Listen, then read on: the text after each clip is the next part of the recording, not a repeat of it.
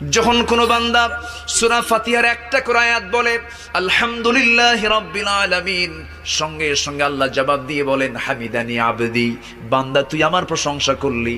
আর রহমানির রহিম যখন বলে আল্লাহ বলেন আসনা আলাইয়া আবদি।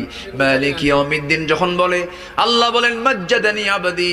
এরপরে যখন বলে ইয়াকা না'বুদু ওয়া ইয়াকা নাস্তাঈন পর্যন্ত যখন বলে আল্লাহ বলেন বান্দারে তুই আমার কাছে কি চাস, প্রাণ খুলে চারে বান্দা। ইহদিনাস সিরাতাল মুস্তাকিম থেকে শুরু করে নিয়া ওয়ালাদ-দাল্লিন পর্যন্ত যখন বান্দা বলে তখন আল্লাহ বলেন বান্দা নামাজের মধ্যে এমন প্রেমের খেলা খেললি বান্দা, তুই যা চাইলি সব আমি আল্লাহ কবুল করলাম। ওই বান্দা যখন রুকুতে যায় আল্লাহ তখন অস্থির হন।